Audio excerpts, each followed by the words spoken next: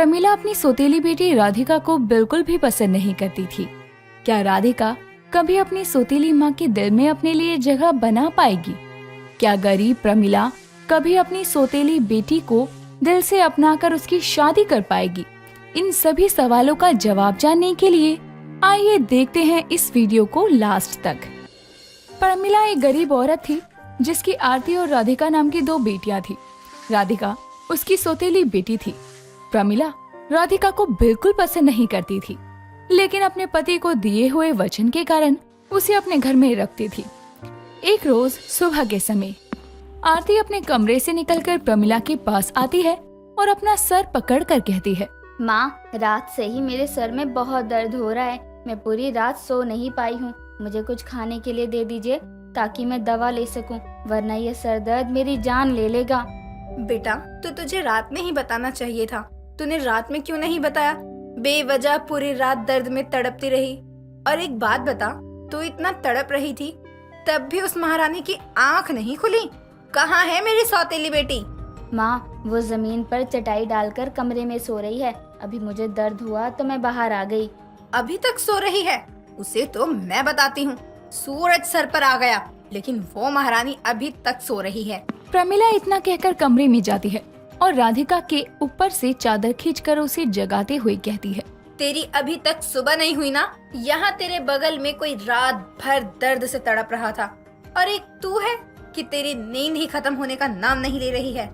माँ, वो क्या है ना कि कल रात कुछ खाने को नहीं था तो भूख के कारण बहुत देर तक नींद नहीं आई थी। कहीं सुबह जाकर ही मेरी आंख लगी, इसलिए देर हो गई उठने में। तू कहना क्या चाहती है कि हमने खुद खा लिया और तुझे भूखा सुला दिया? सुबह सुबह इतना बड़ा इल्जाम लगा रही है तू हम पर। इस गरीबी में 2 बेटियों का बोझ लेकर चलना कितना मुश्किल होता है। अरे तू क्या जाने। अगर मैंने अभी माँ को बता दिया कि मैंने रात को इनको और छोटी को खाना खाते हुए देख लिया था और इन्होंने जानकर मेरे लिए खाना नहीं बचाया है, तो फिर माँ कहेंगी कि मैं इन पर नजर रख रही हूँ। आप सही कह रही हैं माँ, मैं तो आपके लिए बोझ ही हूँ। अब अपनी ये बकवास बंद कर और जाकर गैस पर थोड़ा तेल गरम करके ले आ और आरती के सर में मालिश भी कर दे। रात से उसके सर में बहुत ज्यादा दर्द हो रहा है। माँ, पहले कुछ खाने को दे दो, बहुत भूख लगी है मुझे। चक्कर भी आ रहे हैं बहुत। काम के नाम पर तो तुझे वैसे भी चक्कर आने लगते हैं। पहले जा, जो बोला है वो कर, बाद में तुझे खाने के लिए देती हूँ।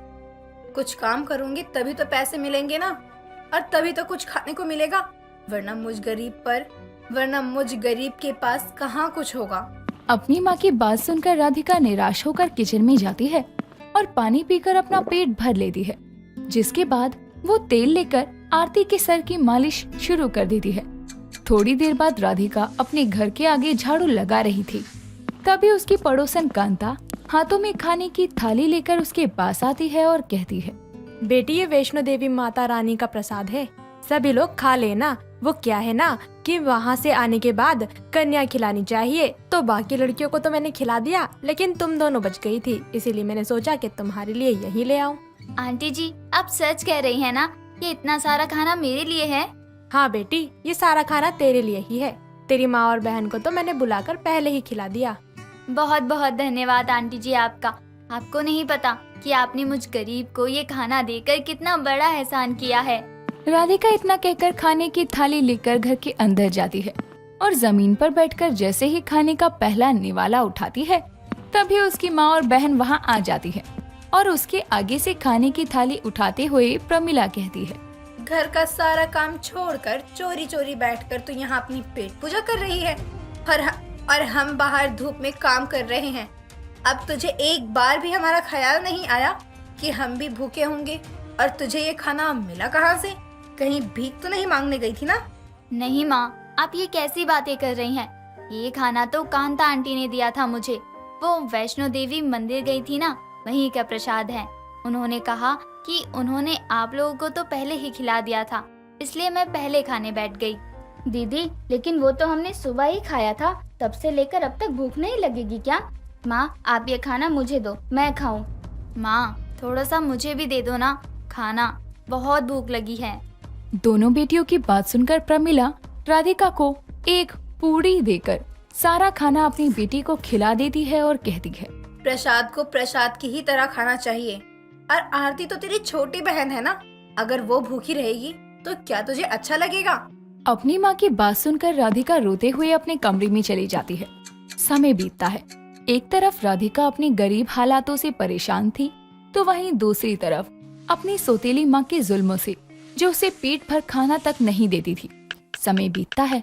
तभी एक दिन प्रमिला की दूसरी पड़ोसन कमला उसके घर आती है और राधिका को देखकर कहती है, प्रमिला, मैंने अपने मालकिन से तेरे काम की बात कर ली है, तू कल से काम पर आ सकती है। प्रमिला, तू कब तक अपने सर पर अपनी सौतेली बेटी का बोझ लेकर घूमती रहेगी? मैं क्या करूँ कमला, अब इसे मैं घर से भी तो नहीं निकाल सकती ना। अपने पति से वादा जो किया था, वरना मैं इसे एक पल भी अपने घर में ना रहने दूं। एक तो गरीबी ने पहले ही जान ले रखी है, और जो थोड़ी बहुत बची कुची है वो इसने जान खा रखी है मेरी। तो तू उसकी शादी करके हमेशा के लिए इसको रवाना क्यों नहीं कर देती है? दोबारा फिर मुड़कर देखियो भी मत। अजीब बात करती है कमला तू भी।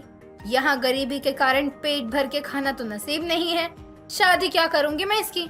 और तू क्या चाहती है कि हम यहाँ गरीबी से मर जाएं और ये महारानी अपने ससुराल में ऐश करे? अरे तू गलत समझ रही है। अभी अगर तू इसकी शादी नहीं कर रही है तो लोग तुझे ही ताने मारेंगे, लेकिन अगर शादी के बाद इसके साथ कुछ गलत होगा तो लोग उसकी किस्मत को ही बोलेंगे। तू कहना क्या चाहती है, मैं कुछ समझी नहीं। तू अपनी सौतेली बेटी की शादी मेरे जेठानी के पागल बेटे से करवा दे। वो लोग तो बिना पैसे के ही शादी कर लेंगे। इस तरह से तेरा बदला भी पूरा हो जाएगा और तेरे सर से सौतेली बेटी का बोझ भी उतर जाएगा। कमला की बातें प्रमिला के दिल में घर कर जाती है और उसके सुझाव को वो मान लेती है।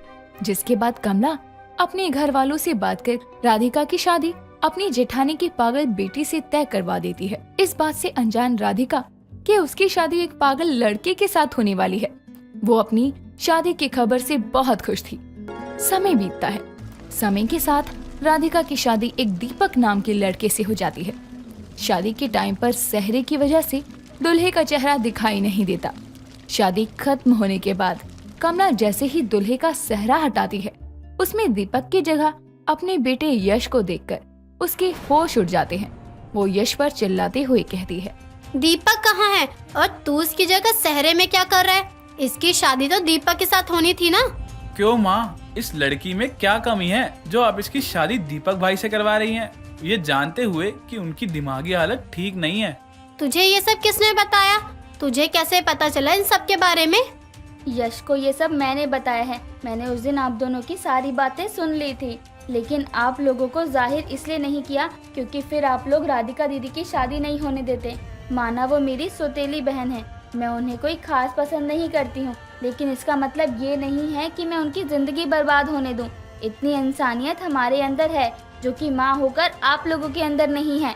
तुम बिल्कुल सही कह रही हो आरती। मुझे तो यकीन ही नहीं हो रहा है कि मेरी माँ किसी की जिंदगी बर्बाद करने की भी सोच सकती है। मुझे भी नहीं पता था कि माँ राधिका दीदी से इतनी नफरत करती है कि उसके चलते वो उनकी जिंदगी भी खराब कर सकती हैं। बल्कि मुझसे ज्यादा इनकी इज्जत सौतेली बेटी ने की है। फिर भी आरती की बात सुनकर प्रमिला और कमला की आंखें शर्म से झुक जाती हैं। जिसके बाद दोनों राधिका से अपनी गलत हरकतों के लिए माफी मांगती हैं और उसे दिल से अपना लेती हैं। इस तरह से गरीब सौतेली बेटी की शादी एक अच्छे घर में और एक अच्छे लड़के के साथ हो जाती है। अर्जुन पढ़ने में बहुत कमजोर था क्योंकि उसका मन पढ़ाई में बिल्कुल नहीं लगता था। अब एक रोज अर्जुन के पिता रमेश अर्जुन से कहते हैं, अर्जुन, इस बार तुम्हारी 12वीं परीक्षा में पास होगे कि नहीं होगे? नहीं भी होना हो ना तो हो जाना, 2 साल से फेल होते आ रहे हो। पापा, मेरी क्या गलती है? मैं तो पूरी कोशिश करता हूँ कि मैं पास हो जाऊँ। सुनो, अशोक अंकल के पास जाना और उनसे ट्यूशन ले लेना। मैंने उन्हें कह दिया है, उनकी बेटी भी 12वीं में है। कहीं पापा नेहा की बात तो नहीं कर रहे हैं? अगर ऐसा है तो फिर मैं तो पूरे दिन पढ़ने के लिए तैयार हूँ। अबे निकम्मे, सुन भी रहे तू?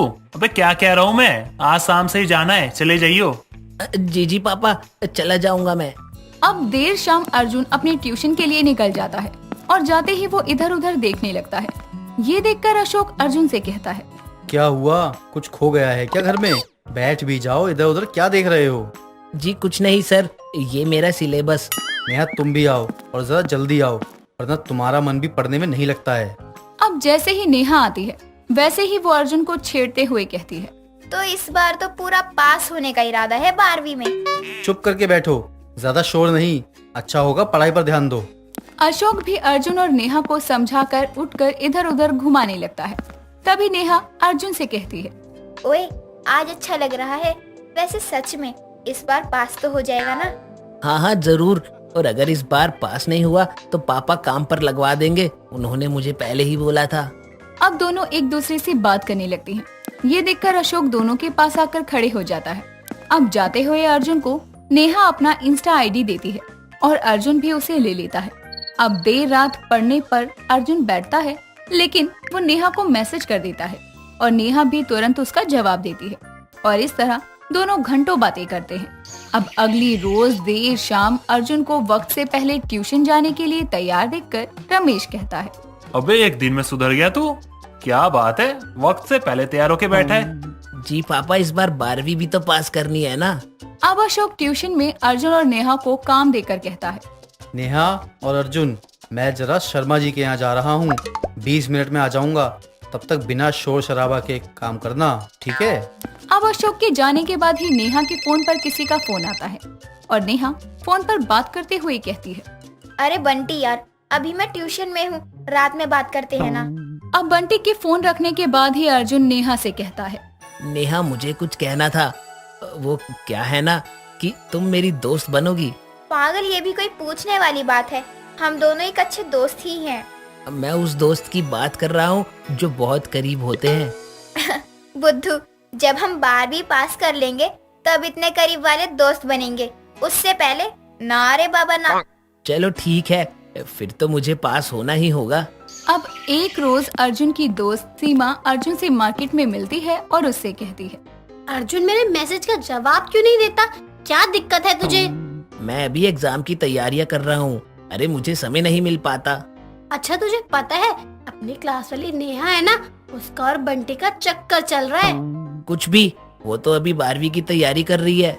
अब जब अर्जुन को ये बात पता चलती है तो वो इसे मानने को तैयार नहीं होता और जब वो घर आता है तो मन में सोचता है, नहीं, सीमा झूठ कह रही थी ताकि मैं नेहा से दूर हो जाऊं। ये सच नहीं है, नेहा से पूछूं क्या? नहीं, इतना मासूम चेहरा कभी झूठ बोल सकता है क्या भला? अब अगले दिन अर्जुन ट्यूशन पहुंचता है और अशोक अर्जुन से कहता है, आज से 5 ही दिन बचे हैं तुम दोनों के एग्जाम के, तो जरा ध्यान से मन लगा कर पढ़ो। और अर्जुन, इस बार तो अपने बाप पर तरस खा ले, बेशक वो मेरा दोस्त है, लेकिन वो भी चाहता है कि तू पास हो जाए।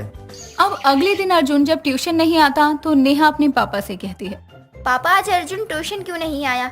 कहीं उसने ट्यूशन तो नहीं छोड़ दिया ना? नहीं नहीं बेटा, वो बीमार है, उसके पापा बता रहे थे कि वो 2 दिन ट्यूशन नहीं आएगा। अब अगले ही दिन सुबह ही नेहा अर्जुन से मिलने जाती है और अर्जुन भी ये देखकर खुश होता है कि उससे मिलने नेहा आई है। अब अर्जुन को ऐसा लगने लगता है कि नेहा भी उससे प्यार करती है। अब ऐसे ही समय बीतता है और एग्जाम भी खत्म हो जाते हैं। अब एग्जाम खत्म हो जाने के बाद अगली ही सुबह अर्जुन नेहा के घर पहुंचता है तो वो देखता है कि नेहा के घर के बाहर लोगों की भीड़ थी। अब अर्जुन वहां पहुंचता है तो देखता है कि नेहा के पापा अशोक रो रहे थे। तभी अर्जुन नेहा के पापा को कहता है, अंकल क्या हुआ, आप ठीक तो हो और आप रो क्यों रहे हो? नेहा, नेहा, अर्जुन बेटा, नेहा।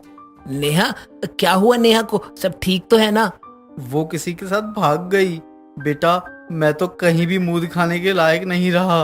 अब इतना सुनने के बाद अर्जुन बेहोश हो जाता है और अब अशोक अर्जुन को उठाते हुए अशोक से कहता है, बेटा क्या हुआ तुम्हें, ठीक हो ना तुम? लगता है दोस्त के जाने का सदमा लगा है तुम्हें। अंकल मैं ठीक हूँ, मुझे कुछ भी नहीं हुआ। अच्छा मैं चलता हूँ, आप अपना ध्यान रखना। अब अर्जुन घर पहुँचता है और अपने कमरे में बैठ जाता है। नेहा को फोन करता है। नेहा का फोन भी बंद आ रहा था और अब ऐसे में अर्जुन सोचता है, नेहा ने मुझे कहा हम एग्जाम के बाद करीबी दोस्त बन जाएंगे, पर वो भाग गई। कहीं नेहा जिसके साथ भागी है वो बंटी तो नहीं है? अब अर्जुन सीमा को फोन करता है और सीमा से कहता है, सुनो सीमा, तुम्हें पता चला कि नेहा? हाँ, नेहा भाग गई बंटी के साथ। मैंने तुझे कहा था ना, पर तू यकीन ही नहीं करता था। मैं क्या बोलती फिर? अब अर्जुन खुद को एक कमरे में कैद कर लेता है। अर्जुन के पापा भी उसे घूमने फिरने के लिए कहते हैं, लेकिन वो कहीं भी नहीं आता जाता। एक रोज बहुत जिद करने पर अर्जुन अपने पापा के साथ मार्केट जाता है। तभी वो देखता है कि नेहा किसी के साथ हाथों में हाथ डाले घूम रही थी। तभी अर्जुन अपने मन में सोचता है, मुझे धोखा देकर क्या मिला, मुझसे प्यार नहीं था तो ना सही, अब तो हर जगह ही वो नजर आ रही है। क्या करूं, खुद को कैसे संभालूं? तभी अर्जुन के पापा अर्जुन से कहते हैं, अर्जुन, ये तो अशोक अंकल की बेटी है ना? मुझे तो वही लग रही है। पापा ये नेहा है, आप पहचानते तो हो ना? अरे हाँ हाँ बेटा, मैं अच्छे से पहचानता हूँ, कितनी बार तो ये घर आ चुकी है। तभी नेहा भी अर्जुन को देखकर उसके पास आती है और कहती है, अंकल जी नमस्ते। अर्जुन तुम कैसे हो? तबीयत खराब है क्या तुम्हारी? क्या हाल बना रखा है अपना? अर्जुन यहाँ से चलो, ये हाल तुम्हारी वजह से है और तुम ही पूछ रही हो ये क्या हाल बना के रखा है इसने। पापा प्लीज मुझे थोड़ा समय दो, मुझे नेहा से कुछ बात करनी है। आप चलो, मैं आता हूँ। अब नेहा और अर्जुन एक पार्क में जाते हैं, जहाँ नेहा अर्जुन से कहती है, मैं उस दिन तुम्हारे घर आई थी, एग्जाम वाले दिन, तुम्हें यही बताने कि मैं तुम्हें सिर्फ एक अच्छा दोस्त मानती हूँ और मैं अपने सपनों के लिए बंटी से शादी करना चाहती हूँ, लेकिन तुम्हारे घर पर ताला लगा था। तुमने मुझे धोखा दिया, तुम्हें पता है कि कैसे जी रहा हूँ मैं। मुझे माफ करना अर्जुन, अगर मैं बंटी से शादी नहीं करती तो शायद पापा मेरी शादी मुझसे 10 साल उम्र में बड़े आदमी से करवा देते। क्या बक रही हो तुम, ठीक तो हो ना? सच है अर्जुन, ये भले मेरे पापा एक टीचर हैं, पर उन्हें समझ है कि उनकी सोच बहुत पुरानी है। मैंने अपनी जिंदगी को बचाने के लिए ये कदम उठाया। ठीक किया तुमने जो भी किया, मेरा प्यार तो अधूरा रह गया, अब इसकी यादों के सहारे ही मैं जी लूंगा। वेल तो दोस्तों, नेहा ने जो फैसला लिया वो सही था या गलत? क्या नेहा ने जल्दबाजी की? हमें कमेंट करके जरूर बताएं। सुमन सो रही होती है, तभी उसके पास अनीता आती है और सुमन को उठाते हुए कहती है, अरे बहू उठ जा, सुबह हो चुकी है। अरे काम नहीं करना है क्या घर का? बहू मेरे लिए चाय बना दे, बिना चाय पिए तो मुझे बिल्कुल भी अच्छा नहीं लगता है। जल्दी से उठ जा और बना दे मेरे लिए चाय। माँ जी बस 5 मिनट, बस 5 मिनट बाद उठ जाऊंगी, थोड़ी देर और सोने दो ना। चल ठीक है बहू, कोई बात नहीं, थोड़ी देर सो जा, 5 मिनट बाद उठ जाइयो। मैं अपने कमरे में हूँ और मेरे कमरे में चाय लेकर आ जाइयो। अनीता के कहने के बाद सुमन वापस से सो जाती है और अनीता अपने कमरे में चली जाती है। काफी देर हो जाती है, लेकिन सुमन अब तक ना तो उठी थी, ना ही अपनी सास के लिए चाय लेकर आई थी। काफी देर हो जाती है तो अनीता खुद से बात करते हुए कहती है, आधे घंटे हो गए लगभग, लेकिन अब तक बहू चाय लेकर नहीं आई, कोई आवाज भी नहीं आ रही है, कहीं बहू सोई तो नहीं रह गई। ये बहू भी ना, जब तक 3-4 बार बोलो ना तब तक इसे दिमाग में कोई बात नहीं जाती है। एक बार वापस जाकर देखती हूँ तो इस बार सीधा उसे उठा ही दूंगी। पता नहीं कितना इसको सोने में मजा आता है, कभी सुनती ही नहीं है मेरी। अनीता वहाँ से सीधा अपनी बहू के कमरे में जाती है और सुमन को उठाने लगती है। काफी देर तक सुमन को उठाने के बाद जब सुमन उठती है तो अपनी सास से कहती है, क्या माँ जी, मैंने आपको बोला था ना मैं 5 मिनट बाद खुद उठ जाऊंगी, फिर भी आप मेरे कमरे में आ गए। अरे हर इंसान को सोने का हक है, अब मैं सो भी नहीं सकती क्या? और ना ही आप मुझे आराम से सोने दे सकती हो। आप मेरी नींद के पीछे क्यों पड़ी हैं? क्यों मेरी नींद खराब कर रही हैं? इतनी मुश्किल से तो मुझे नींद आई थी और आप है कि बार बार आके खराब कर देती हैं। एक बार चाहे खुद बना लेंगी तो कुछ हो थोड़ी ना जाएगा। बहू 5 मिनट को गुजरे हुए 1 घंटा हो चुका है और अभी तक तो अपने बिस्तर से तू उठी नहीं है और ना ही तूने मेरे लिए चाय बनाई है। बहू मैं तुझे कितनी बार प्यार से समझा चुकी हूँ, लेकिन तू मेरी बात कभी सुनती क्यों नहीं है? अरे तुझे अच्छा लगता है क्या बार बार कोई तुझे एक ही चीज के लिए टोकता रहे? मुझे ना कोई नहीं टोकता है, बस आप ही टोकती हैं। आपको ही दिक्कत है मेरे सोने से, जो आप मुझे हमेशा टोकती रहती हैं। देखो मैं ना कल रात में ना सोने में बहुत लेट हो गई थी, इतनी लेट मूवी खत्म हुई थी तो मैं लेट तक सो गई तो क्या हो गया? आप सुबह सुबह उठ के आ गई मुझे उठाने के लिए। अब इसमें मेरी क्या गलती है? अगर मैं रात में लेट सोई तो सुबह लेट ही उठूंगी ना, ये तो आपको समझना चाहिए ना। हाँ तो अब उठ जाना। जब एक बार में समझ आ गया कि तेरी सास अब गुस्से में आ गई है तो क्यों सुनने के काम कर रही है? लेट उठती है तो कोई बात नहीं, लेकिन सोती तो लेट है अपनी गलती की वजह से। पूरा दिन भर घर पर ही रहती है, तब देख लिया कर मूवी वगैरह जो भी तुझे देखना हो। लेकिन नहीं, तुझे तो हर चीज रात में ही करनी होती है और रात में करने के बाद तू लेट सोती है और लेट उठती है और फिर बहाना बनाने लग जाती है कि तू लेट उठी है। सुमन उठ तो जाती है लेकिन धीरे धीरे घर के काम करती रहती है और यही सब अनीता को बिल्कुल भी पसंद नहीं आता था। अनीता कई बार तो अपनी बहू को टोक देती थी, लेकिन सुमन भी बहुत ढीठ थी। अपनी सास की बात सुनने के बाद भी उस पर कोई असर नहीं होता। ऐसे ही दिन निकल रहे थे। अनीता भी अपनी बहू को बार बार ये सब कहकर थक चुकी थी और सुमन अपनी सास की बातें सुनकर भी उसके ऊपर किसी बात का कोई असर नहीं होता। कुछ दिनों बाद सुमन बर्तन धो रही होती है और उसे बर्तन धोते धोते 1 घंटा हो जाता है। तभी अनीता वहाँ आती है और सुमन से कहती है, बहू तुझे 1 घंटे से ऊपर हो गया है बर्तन धोते हुए और अब तक तेरे बर्तन धुले क्यों नहीं है? तू बर्तन ही साफ कर रही है ना, कहीं कुछ और तो नहीं कर रही? ऊपर से पानी और खुला छोड़ दिया है। पानी कितनी बर्बादी करती रहती है, तुझे क्या अच्छा लगता है ये सब करते हुए? कभी तो घर के बारे में सोच लिया कर। अब तो तू कुंवारी नहीं है, अब तो तेरी शादी हो चुकी है। तुझे अब अपने गृहस्थी जीवन पर ध्यान देना चाहिए। माँ जी, आपकी दिक्कत क्या है मुझे समझ ही नहीं आती है। अगर मैं घर के काम करूँ तो दिक्कत, ना करूँ तो दिक्कत। आप आज बता दीजिए कि मैं करूँ क्या, क्योंकि मैं अपने मन का कुछ करती हूँ, वो चीज आपको पसंद आती नहीं है, उस चीज से आपको दिक्कत हो जाती है। तो आप ही बताइए मुझे करना क्या चाहिए। सुमन इसी तरह से अपनी सास पर अकड़कर वहाँ से चली जाती है। दिन निकल रहे थे। अनीता के शांत होने की वजह से ही सुमन को बढ़ावा मिलता जा रहा था। अनीता की पड़ोसन विमला आती है और अनीता से कहती है, अरे क्या बात है अनीता, आजकल तू घर से बाहर ही नहीं दिखाई देती है। तबीयत पानी तो ठीक है ना, या फिर घर में ही खो जाती है जो बाहर आने की फुर्सत नहीं मिलती तुझे? अब ऐसा ही कुछ समझ ले, क्योंकि मैं तो अपनी बहू से बहुत परेशान आ गई हूँ। गलतियाँ कर देगी, ऊपर से अकड़ दिखाएगी। मैं तो समझा समझा के थक गई हूँ। मैंने सोचा था घर में बहू आएगी तो काम में हाथ बटाएगी, मेरा काम हल्का होगा, लेकिन यहाँ तो मेरा काम ही बढ़ता जा रहा है। बहू को इसीलिए ज्यादा कुछ बोलती नहीं हूँ क्योंकि वो भी तो अपना घर छोड़कर आई है ना, यहाँ एडजस्ट करने की कोशिश कर रही है। वैसे तो इसमें गलती तेरी बहू की भी नहीं, तेरी ही गलती है। तू इतनी ज्यादा नरम दिल की है, अपनी बहू को कुछ बोलती नहीं है, तो तेरी बहू ने तेरी इस बात का फायदा उठाया ना। तेरी बहू ने सोचा होगा कि सास मिलेगी जो सख्त होगी, लेकिन यहाँ तो उल्टा हो गया। यहाँ अब बहू ही सास को दबा दे रही है। अपनी बहू को थोड़ा अपनी कंट्रोल में रख, इतना भी उड़ाना ठीक नहीं है। नहीं, मुझे बहू से ऊंची आवाज में तो बात की नहीं जाती है, और मैं बहू को कैसे दबा सकती हूँ? वैसे भी वो अपना घर छोड़कर यहाँ आई है, और अगर यहाँ पर भी उसको ऐसे सुनाया जाएगा तो उसे कैसा लगेगा कि ये घर उसका नहीं है। मुझे ऐसा बिल्कुल भी ठीक नहीं लगता है, और मुझे ऐसी सास भी बिल्कुल पसंद नहीं है जो अपनी बहू पर हुक्म चलाए, रौब दिखाए। ये तो बिल्कुल ठीक नहीं है। फिर तो तेरी ही गलती है। देख, मानती हूँ कि सब ठीक नहीं है, लेकिन अगर बहू हाथ से निकल रही है तो ये सब भी करना जरूरी होता है।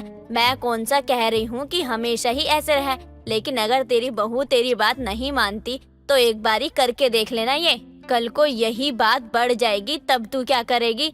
तब तो तुझे अपनी इन हरकतों पे गुस्सा ही आएगा कि तूने ऐसा क्यों किया। नहीं, जो जैसा चल रहा है वैसे ही ठीक है। मुझे अपनी बहू अच्छी लगती है और जैसी है वैसी स्वीकार भी है।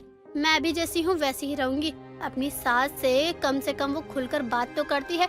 अगर मैं गुस्से में रहूंगी तो वो मुझसे डरने लगेगी और कोई बात खुलकर नहीं कर पाएगी। इसीलिए हर सास को अपनी बहू से बहुत प्यार से बात करनी चाहिए। अनीता अभी भी अपनी बहू को ऐसे ही शांति से समझाया करती, और वो नहीं मानती तो उसको छोड़ दिया करती। कई दिन निकल जाते हैं। कुछ दिनों बाद अनीता आराम से अपने कमरे में बैठी थी कि तभी सुमन अपने पति दीपक को सुनाई जा रही थी। ये देखकर अनीता वहाँ आती है और कहती है, ये सब क्या है बहू? तू अपने पति से ऐसे कैसे बात कर रही है? ये कोई तमीज है क्या बात करने की? जब आपका बेटा है ही इसी लायक तो इसमें मेरी क्या गलती है? अब आप ही बताओ। मैंने इन्हें कहा था कि ये मेरे लिए आइसक्रीम ले आए, लेकिन ये लेके ही नहीं आए। बस इतनी सी बात के लिए तू अपने पति को सुना रही है? और अब तक तूने जो गलतियाँ की है उसका क्या? अब तू मेरी बात ध्यान से सुन। आज तक तूने बहुत मनमानी कर ली है, लेकिन अब और नहीं। अब तू वही करेगी जो मैं कहूँगी। अनीता का पारा देखकर सुमन अब कुछ नहीं कहती और वो वही करती है जो अनीता कहती है। रीमा की शुरू से आदत थी कि वो हर किसी पर नजर रखे, और इस वजह से कई बार रीमा की माँ शांति उसे काफी सुनाती थी। ऐसे ही एक दिन रीमा धूप में खड़ी होती है और किसी पर नजर रख रही होती है। तभी पीछे से शांति आती है और रीमा से कहती है, अरे हो क्या गया? फिर से यहीं पे रुक गई। चल चुपचाप से नीचे। यहाँ पर खड़ी होकर तो रुक जाती है बार बार। पता नहीं कितनी देर से यहाँ पर खड़ी है। चल नीचे। अपनी माँ के कहने पर रीमा नीचे आ जाती है। नीचे आते ही शांति अपनी बेटी को फिर से सुनाने लगती है, तू इतनी धूप पे कर क्या रही है छत पर? अब न ये मत बोलियो कि तू छत पे नजर रख रही है। ठीक है, मैं नहीं बोलूंगी, लेकिन मैं कर तो वही रही थी। आपको पता है माँ, विमला आंटी की बेटी क्या कर रही थी? आपको बताती हूँ मैं। अरे तू कुछ भी बोल रही है। अरे हमें उनसे कुछ लेना देना नहीं है। मैंने तुझे कितनी बार बोला है किसी पे नजर रखना ना अच्छी बात नहीं होती, और ऊपर से इतनी तेज धूप पे तू विमला की बेटी पे नजर रख रही है। तेरा दिमाग तो ठीक है ना? अरे आजकल घर में भी इतनी गर्मी बढ़ रही है और तू धूप में रहेगी ना तो तू पागल हो जाएगी। तेरे को पता है तेरी तबीयत कितनी खराब हो जाएगी, तुझे लू लग जाएगी और तू बीमार पड़ जाएगी तो कैसे नजर रखेगी सब पे? माँ लेकिन नजर रखने में बहुत मजा आता है। पता नहीं कैसे ऐसे दूसरे लोग कर लेते हैं। आज तो पता चल गया। आंटी इतने बनती रहती थी ना कि उनकी बेटी ऐसी है वैसी है। पता चल गया कैसी है उनकी बेटी। मैं आपको बताती हूँ, आप बैठो, क्या क्या उसने किया वो सब बताऊंगी। तू अपना मुंह बंद कर, जो मैं कह रही हूँ वो शांति से सुन। तेरी शादी तय हो चुकी है तो दूसरों की बातों पे इंटरेस्ट क्यों ले रही है? अपनी शादी पे ध्यान दे। पता नहीं क्यों इधर उधर की नजर रखती रहती है तू बार बार। पूरे मोहल्ले में ना तू ही बदनाम हो रखी है। सब मुझे आके ये कहते हैं कि तेरी बेटी नजर रखती है सब पर। अब तेरी शादी हो जाएगी तो शादी के बाद भी तू लोगों पे ऐसी नजरें रखेगी क्या?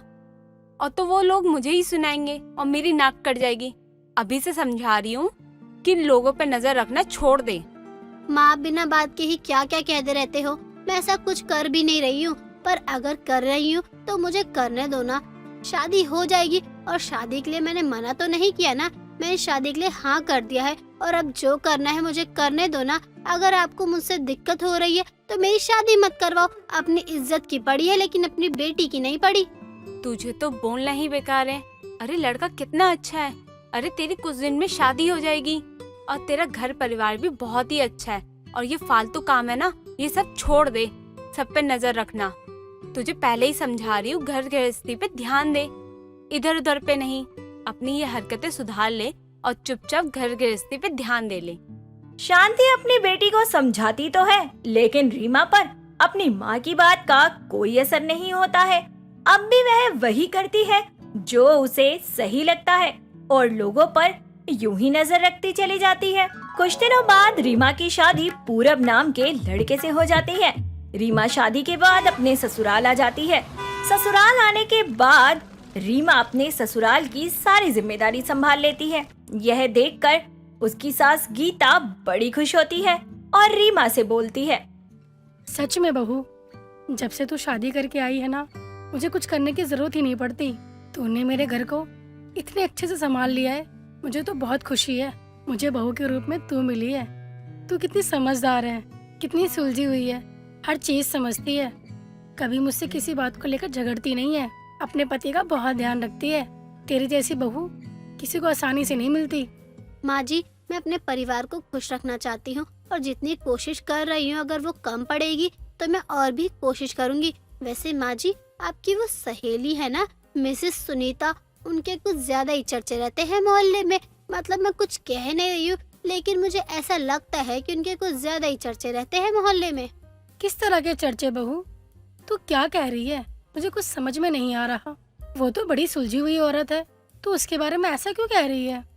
देखो, मेरी बात का बुरा मत मानना, वो आपकी सहेली है। मैं कहना तो नहीं चाहती हूँ लेकिन कहना पड़ रहा है।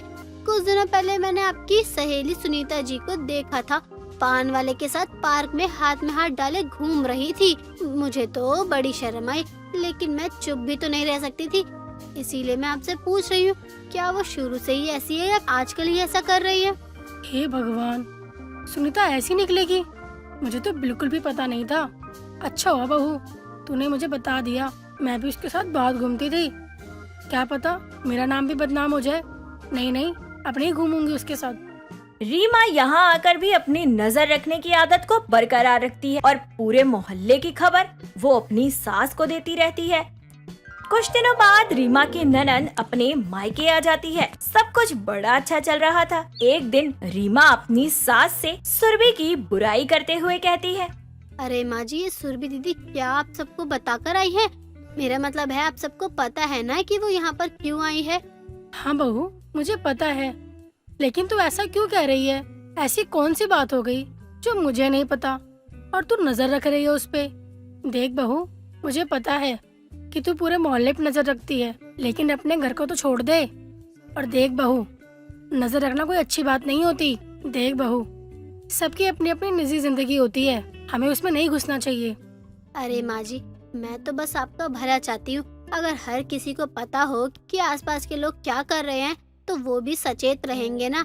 और ये सब छोड़ो, आप मेरी बात सुनो। सुरभि दीदी इसीलिए यहाँ पर आई है क्योंकि वो अपने ससुराल में लड़ाई करके आ रखी है। उन्होंने अपने पति से कहा था कि वो अलग हो जाए, लेकिन उन्होंने मना कर दिया साफ। तो सुरभि दीदी गुस्से में यहाँ आ गई। अब आप बताओ, आपको इस बारे में पता था ना? हे भगवान, बहू तू ये क्या बोले जा रही है? और तुझे कैसे पता ये सब? मुझे तो कुछ नहीं बताया उसने। वो तो मुझसे कह रही थी कि वो मुझसे मिलने आई है, और तू कुछ और ही कह रही है। लेकिन वो अपनी बातें तो मुझसे भी शेयर नहीं करती। फिर तुझे कैसे पता चला? और अगर ऐसा है ना तो मैं अभी सुरभि से बात करती हूँ। क्या मुझे? अभी मैं सुरभि को बुलाती हूँ। ये सब चल क्या रहा है, ये पूछना है मुझे उससे। गीता तुरंत सुरभि को वहाँ बुलाती है और सारे सवाल जवाब करने लगती है। बेटा, तूने मुझे बताया क्यों नहीं कि तू लड़ाई करके अपने मायके से आई हुई है? देख, ये सब गलत है। तू अपने पति से इसलिए लड़ रही है क्योंकि वो अपने माँ परिवार से अलग रहना चाहता है। माँ, ये सब आपको किसने बताया? मुझे ये सब तो बहू ने बताया, लेकिन अभी इससे ज्यादा ये जरूरी है कि तू मेरी बातों को तो समझ रही है ना बेटा। भाभी, आप नजर रखती है ना, पहले तो अपनी गृहस्थी पर नजर रखो। हमारी बस छोटी सी लड़ाई हुई है और मुझे माँ की याद आ रही थी। साथ ही मुझे भाई ने बुलाया था क्योंकि भाभी और भाई के बीच में ठीक नहीं चल रहा है। भाभी को वो नजर तो नहीं आ रहा होगा। रीमा का मुंह बंद हो जाता है और सबके सामने सुनने के बाद रीमा दूसरों पर नजर नहीं रखती है, बल्कि अपने परिवार पर रखती है और अपने रिश्तों को ठीक करती है। मधुपुर गांव में एक चंचल नाम की लड़की थी। वो अपने भाई पिंटू के साथ रहा करती थी। पिंटू चंचल से उम्र में बहुत छोटा था। अपने माता पिता के जाने के बाद चंचल ही पिंटू का ख्याल रखती थी। चंचल गांव के सरपंच के यहाँ नौकरानी का काम किया करती थी। एक दिन वो काम पर थोड़ा देर से पहुँचती है, तभी सरपंच की पत्नी सावित्री बोलती है, तुम्हारा ये रोज का हो गया है। तुम रोज ही आजकल काम पर देर से आने लगी हो।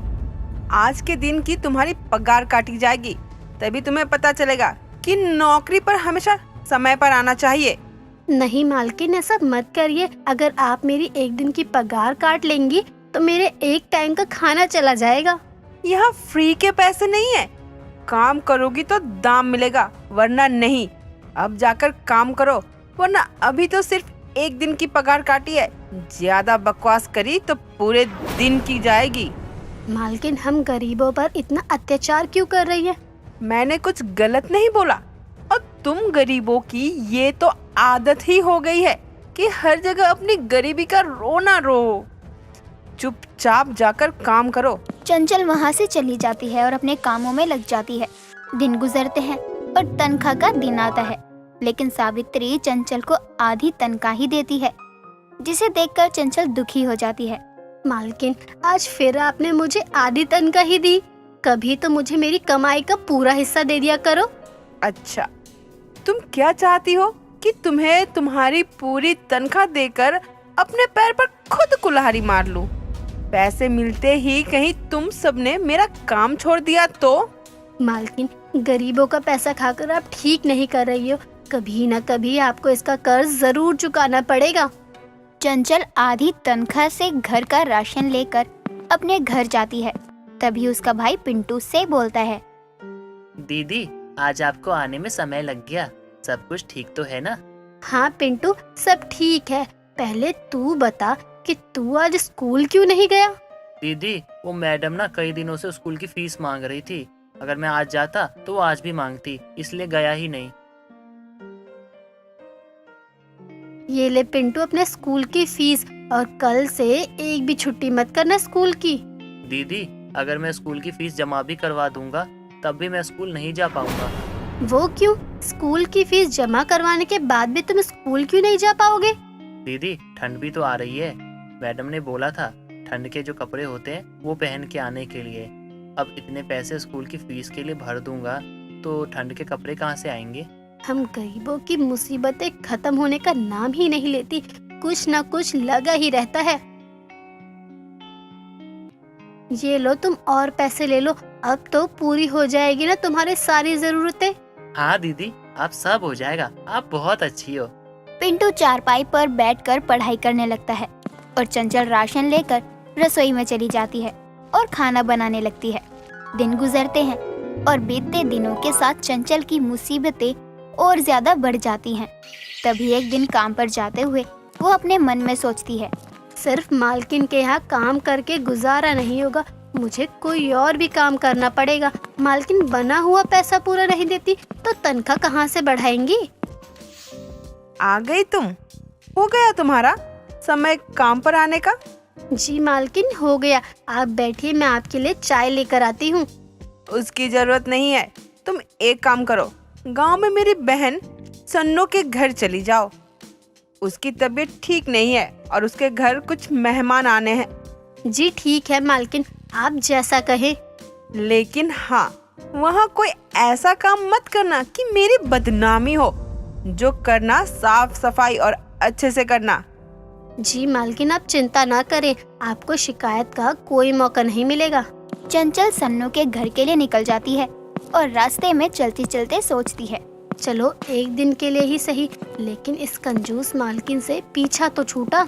मुझे मालकिन ने भेजा है आपके घर। हाँ हाँ चंचल, जानती हूँ। मैंने ही छोटी से कहा था कि वो तुम्हें मेरे घर भेज दे। वो क्या है ना, मेरी कमर में बड़ी दिक्कत है, मुझसे ज्यादा देर खड़ा नहीं हुआ जाता। कोई बात नहीं मालकिन, आप आराम करिए, मैं सारे काम कर लूंगी। चंचल रसोई में जाकर खाना बनाने लग जाती है और कुछ घंटों में ही वो रसोई से लेकर पूरे घर का सारा काम खत्म कर देती है। तभी अचानक से रसोई की सफाई करते हुए उसके हाथ से कांच का महंगा डिनर सेट जमीन पर गिरकर टूट जाता है। तभी सन्नो भागते हुए रसोई में आती है। ये क्या हो गया? ये तो टूट गया। माफ करना मालकिन, गलती से टूट गया, मुझे माफ कर दो। अरे कोई बात नहीं, मैं सेट की बात नहीं कर रही हूँ। मुझे पता है तुमने जानकर नहीं तोड़ा होगा। तुम तो ठीक हो ना? जी मालकिन, मैं ठीक हूँ। ठीक है, फिर जल्दी से चाय नाश्ता लेकर बाहर आ जाओ। मेरा भतीजा और उसकी माँ आ गए हैं। जी मालकिन, अभी लाती हूँ।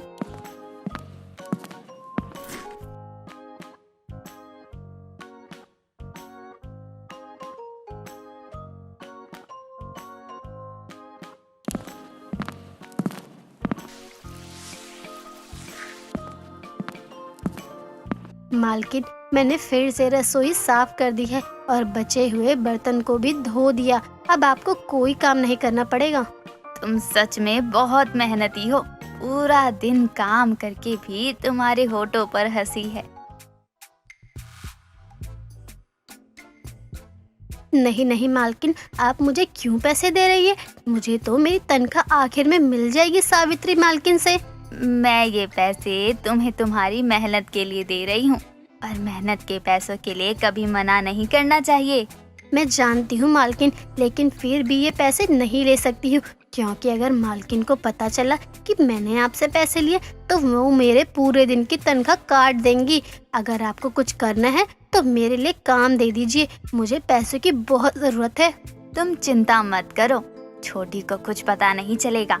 और रही बात काम की, तो उसका भी तो कुछ देखती हूँ। सन्नो की बात से चंचल को थोड़ा सहारा मिलता है और वह सन्नो के दिए हुए पैसों को लेकर अपने घर आ जाती है। दिन बीतते हैं और बीतते दिनों के साथ सन्नो चंचल को गांव के एक हॉस्पिटल में रात के समय साफ सफाई का काम करने की नौकरी लगवा देती है। चंचल दिन में सावित्री के यहाँ काम करती और रात के समय हॉस्पिटल में, और उससे आने वाले पैसे से वो अपने भाई को पढ़ाया करती। अपनी बहन को दिन रात मेहनत करता देख पिंटू को बहुत बुरा लगता था। एक दिन पिंटू चंचल को खाना देने के लिए हॉस्पिटल में जाता है और देखता है कि वो पोंछा लगा रही होती है। दीदी, मैं कल से ना स्कूल छोड़ दूंगा। मुझे पढ़ाई करने का ना बिल्कुल मन नहीं करता। उसमें बहुत मेहनत करनी पड़ती है और मेरे कारण आपको अपने जीवन में सुख नहीं मिल पाता। पहले तुम मुझे ये बताओ, तुम इतनी रात में हॉस्पिटल में क्या कर रहे हो? वो दीदी, कल ना परीक्षा है, मैं उसी की तैयारी कर रहा था। फिर मुझे याद आ गया कि आज आप खाना लेकर नहीं आई हो, तो मैं आपके लिए खाना लेकर आ गया। और वैसे भी अस्पताल घर के पास है। ठीक है, मैं खाना खा लूंगी। अब तुम घर जाओ, कल पेपर है तुम्हारा, तो थोड़ा सा पढ़ लो। ठीक है दीदी। चंचल के कहने पर पिंटू घर आकर सो जाता है और सुबह होने पर तैयार होकर स्कूल के लिए निकल जाता है। थोड़ी देर बाद वो पेपर देकर स्कूल से घर लौट रहा होता है।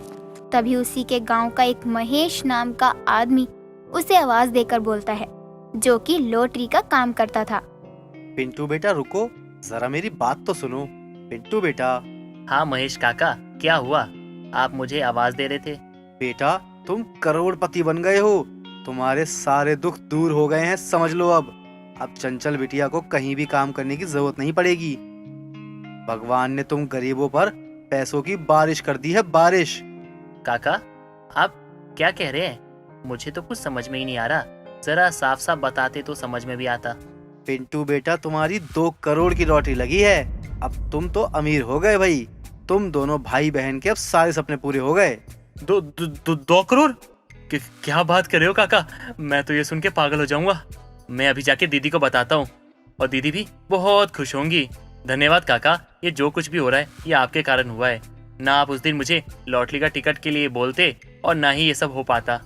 पिंटू भागते हुए घर आता है और चंचल को गले लगाकर कहता है, दीदी हमारे सारे दुख दूर हो चुके हैं। हम गरीबों के ऊपर पैसों की बारिश होने वाली है। ये क्या बोल रहे हो तुम? साफ साफ बोलो। वैसे ही आज तबीयत ठीक नहीं थी, काम पर जाने में लेट हो गया। दीदी अब कोई काम करने की जरूरत नहीं है आपको। पहेलियां मत बनाओ, सही सही बताओ। पिंटू चंचल को अपनी लॉटरी लगने वाली सारी बातें बताता है, जिसे सुनकर उसकी खुशी का ठिकाना नहीं होता।